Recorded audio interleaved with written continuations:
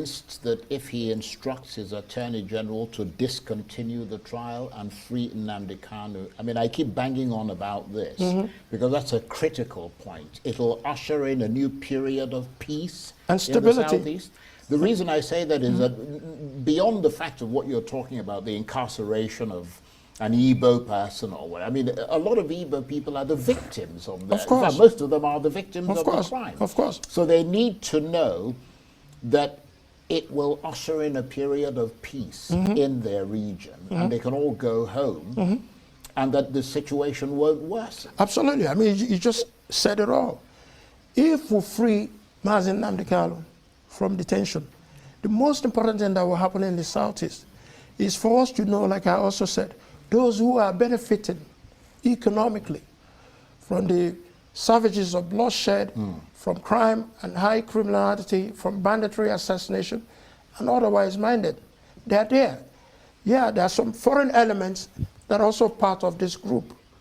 But 90% of those who are committing these high crimes and criminality are from the Southeast themselves. Right, because obviously we have to be careful that if he's released, absolutely, you're not going to have criminals committing crimes in his name. In his name. Which would put him in a very difficult situation. Yeah. So he has a responsibility as well, if released, just like he has made pronouncements against Monday sit-at-homes, which has ravaged the economy.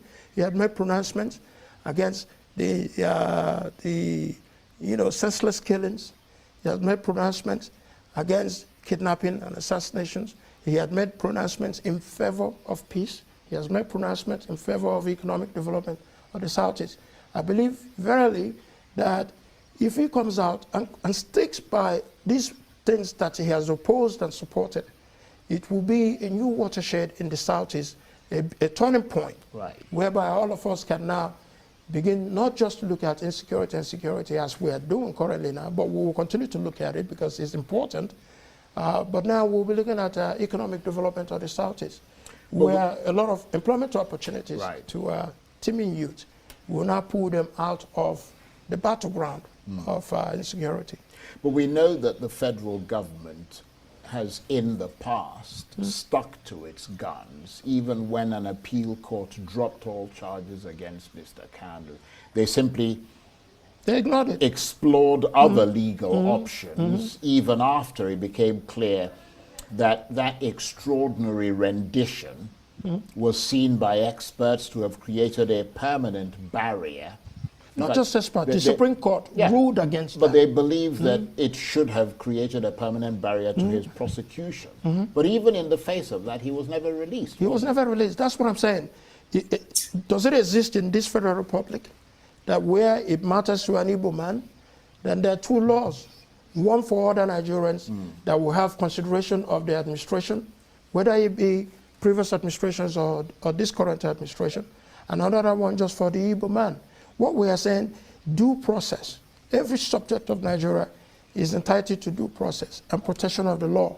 Nnamdi Kanu is no different, and we must accord to him the same regards, the same opportunities of law as we have given to Sunday Igboho, as we've given to Sawore, as we have given to the chairman of the Metiala, and as we have given to many alleged terrorists, Boko Haram terrorists, that have been released from prison over time. And yet, what crime has Nnamdi Kanu committed that is bigger than what all these other people have committed that doesn't warrant the federal government to be able to look at it favorably and, invoke Section 174 and invoke Section 107 and 108 of the Administration of Criminal Justice Act and the Constitution. So if President Tinubu doesn't respond positively to your call, I know you've expressed optimism, but if he doesn't respond positively to your call, what will be your next move? There is no next move because I believe he would respond. No, but just in case he doesn't. No, I'm just saying, I am optimistic. I am committed. And I am, prepared to continue to be engaged to play this out and positively. Like I said, the options that we had before are not the options we have today. But I mean, there were appeals to the previous government. No, that's what I'm saying. President That's Buhari, what I'm saying. and he didn't. The options he we didn't had toe before. the line. No, the options we had before are not the options we have today. Today we have an option of the trial judge herself saying, let's take a pause to see whether we can have political negotiation on this. Today we have Nigerian House of Representative members across political parties, across the but it's not all ethnic of divide. them. It's not all that. Yeah. But I mean, at the moment, the people who actually signed the document are 50 out of hundreds of lawmakers. Do you know how long it takes to convince one member, or 2 members, or 10 members to support your bill or to support your motion, let alone to convince 50? No, I understand that, and you ought to be commended for that. But what about those who oppose his release? I mean, how powerful are their voices and their arguments, and could theirs be bigger than yours? No, I recognize their voices. I also recognize their concerns. Like they say in America, I feel your pain. But your pain cannot be at a level that would suffice that Nnamdi Kanu, having been held back in the same manner others have been held back, but we are released to go about their walks of life. And it's still staying there. But what we're also doing is we're not just relying on just members of the House of Representatives. There are ongoing consultations going on now with critical stakeholders. Even some stakeholders we may have had wrongly held perceptions. You see, there's something you must understand here. Like he said, the senator, or I've forgotten his name, the rep that represent his Mazen Nnamdi Kanu is under his constituency. So that is why he has taken it upon himself to come out and rest. What they do is this: they carry paper. Please now sign for us so that they go release Nnamdi Kanu. Why must you beg people? Why must you beg senators to sign that Nnamdi Kanu will be released? Why must you beg them? Why must you convince them to give you their signatures for Nnamdi Kanu to be released? Did you give anybody your signature for the terrorists in the north to be released? Did you give anybody your signature for Mieti Alaki, president to be leader to be released? Did you give anybody your signature for Sunday Igboho to be released? Did you sign for Showore to be released? Why must you go and beg people? You see the problem we have? We refuse to accept that we are not part of Nigeria. If you are part of Nigeria, why must you beg for your right? No. Tell me, why must the so-called senators that agreed within themselves that they want Nnamdi Kanu to be released go about begging the other senators from the how do you call it, from the northern area and from western area, because they tell you say Lagos na south, Lagos no be south, Lagos na Yoruba na west, they be Yoruba na west, they never southeast. You cannot call Lagos southeast. Where you go call southeast now from Oyo. So that one is another story. So how can a senator from the southern region, Biafra land, go about begging Easterners, begging Westerners, begging Northerners to give them their signature for Nnamdi Kanu to come out? And you claim you are a Nigerian. You claim you belong to Nigeria because your brother has been unlawfully taken, unlawfully kidnapped, unlawfully tried to get assassinated. He refused. That is why you should go and beg. What is the offense of this your brother? You cannot stand up and resist.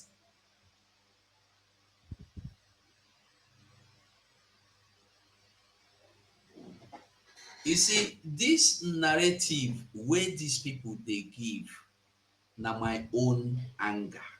Na in dey vex me on top. It's only when it comes to Biafra land, the Igbo man precisely, you will beg for your life. You will beg for your allocation, which you will never get. You will beg for your position. Even for you to become a common traditional ruler in your papa house, you have to beg northerners to give you their signature. And you say you are a part of that country, Nigeria. I don't know why people are so blinded to see that Nigeria is not their own. No. I don't know why. Now a senator is telling you that they have been able to get more 50-50 lawmakers to sign for them the bill that Nnamdi Kanu should be. And let me tell you, it's just a signature they are signing. It's not that they are speaking. It's not a bill that they are passing.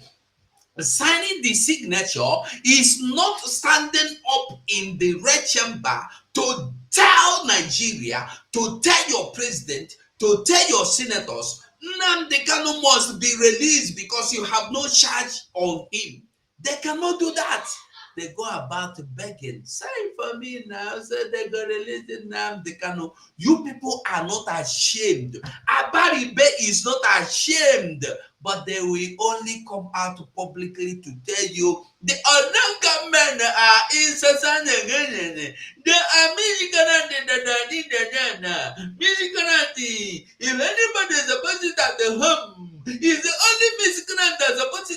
They will not be ashamed to tell you that you are a miscreant conducting and demanding for sit at home for the freedom of Nnamdi Kanu. They will come out to boldly, proudly to tell you that you are a fool, that you are stupid, that you are a criminal, that you are a miscreant because you sit at home, because you suppose sit at home. Okay, now I accept I be miscreant, Abaribe and co. Why are you not bringing out Nnamdi Kanu? What has Nnamdi Kanu done that warrant him remaining incarcerated for 3 years now? What did he do? Tomorrow go complete 3 years. We'll now go kidnap him for Kenya. No, now on the 12th of June, 12th of this month, you remember, because they kidnap him for Ghana, for Kenya. Now the time when they carry and come Nigeria be 26th. It's over 3 years now. They have kidnapped him. And you are begging. You go beg to sleep with your wife, you go beg. To marry your wife, you go beg. To give your wife belle, you go beg. To buy motor, you go beg. To drink water, you go beg. Una no dey shame. Una no dey shame. Shameless people. They beg signature, beg this one, beg this one. How many times have you seen Funanis come to beg you for their signature for a terrorist to be released, though? A terrorist, though, that is causing mayhem in that place you call the Zoological Republic. We've seen them being crowned kings of Funani land. We've seen them being employed into custom services, army, police. And you have seen a major general come out to tell you that they are free to repent and get any positions they want. And yet you are here begging for your brother. Stands having laid his arms and comes back, turns his way away from his negativity. He stands to be a president of this country. He stands to aspire to any position in this country. Why is he wasting his time? Opportunities are out there for them. Did you hear that? A major general is telling you this. A general, not major general. A general is telling Boko Haram that you come. But you are begging for your brother that has done nothing. And you believe you are in the same country with these people. I don't know when my people go open eye. I don't know when my people go open eye. Bible say my people perish for lack of knowledge. You are in a place that you have been rejected, you have been despised, you have been casted away, yet you have never come to realize it. You don't want to accept it. You don't want that. People are good in accepting lies, in believing lies, and living in lies, until you wake up to begin to believe the reality. Are they sorry for me? Keep begging, go and beg them. Beg it, go and beg Funani to release Nnamdi Kanu. Why can't you challenge them for once? Have you seen anybody stand up? Have you even Emmanuel when if they hold a common Funani criminal, you will see the Northern Consensus Movement come out to issue instruction. Oh, they are not begging you. They will issue an order within 48 hours. We want this to happen. We want that to. You remember when Governor Oti went to Lopanta, the cattle market, and they locked it and chased the cattle marketers away, and they said that this place should be turned into daily market. The Northern Consensus Movement came out and they tell you, we command you under 48 hours to restore our people to their market. If not, within 10 hours, Oti gave them back the market, and they forget the investigation, and those we saw their bodies there, skeletons there, all those things don't close because some people come out to speak. When will you speak and they have volume? No time. And you believe you're in country. Support Biafra now. Now. If you refuse to support Biafra now, I dey sorry for you. Make we listen to him finish. About the way they handled certain issues on this matter. We're talking to them. Right. We're talking to our governors. We're talking to our distinguished senators. We're talking to friends of Igbos to say, please come. Let us all work together for the first time, getting an issue, a sensitive issue like this that borders on. So you're aiming to overwhelm those who oppose it. Of course. Because the reason I say that is that Ohaneze Ndibo say there are some governors and National Assembly members, you know, quite powerful people who are working against Mr. Kanu's release. I wouldn't know that. What it's informed a published statement. I wouldn't know what may have informed Ohaneze to make that statement. Of course, I don't even expect that on this matter that we'll have a consensus on it. Is not plausible to do that. You can never have a consensus. But I believe that we can have enough consensus that will speak to the mind and speak to the heart of Mr. President. Like I said, are you getting the message that he know that they will never have consensus? But he believed that they should have enough consensus. Are you getting the message? Why are you wasting your time? Repent now and accept Biafra. If somebody is preaching that you should repent and they come to Nigeria, that terrorists should repent and they come and they become president at any position they want. Listen, he said any position they want to. Oh God, hold on. Listen to him. I said earlier, Mr. President has demonstrated that he is a listening and attentive president. That if we make a compelling argument for him and set it out in our opinions, that he will acquiesce in that and then allow his Attorney General or instruct his Attorney General to do the right thing. I do not believe that the judge herself just woke up overnight and said, you know what, you guys should go and seek a political solution to this. I'm sure there are certain things maybe within the evidence is also provided that probably give her concern that we can't take a chance either convicting this man in the public interest.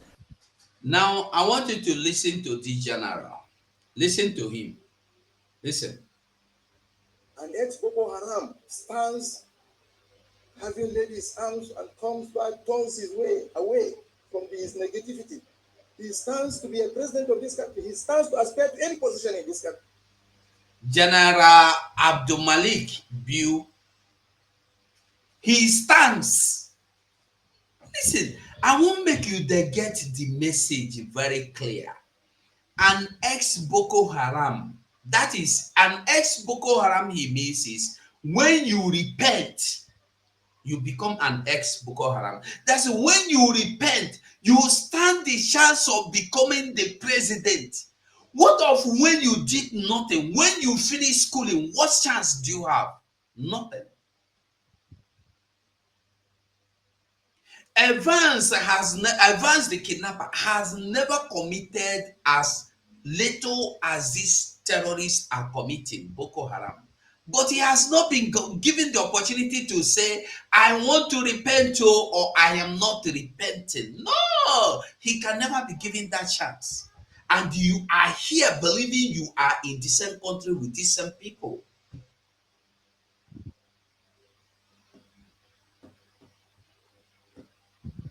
Then why are you Nigerian? If you are scared of your life, keep quiet and shut up. Go sleep. Don't come and lie. Don't come out and make propaganda and make foolish of yourself. If you know, say, you no want talk because you dey fear say they go buy you, shut your mouth, go and sleep. Don't come out and say we are miscreant for demanding for freedom when you know you don't have your freedom. You know, say you no get freedom. You the call person when want freedom miscreant, criminal, or no government. Why? Listen to wetin this man they tell you. In the talk to Boko Haram criminals. Why is he wasting his time? Opportunities are out there for them. An ex-Boko Haram stands having laid his arms and comes back, turns his way away. An ex-Boko Haram have the chance of having laid his arms or his boom.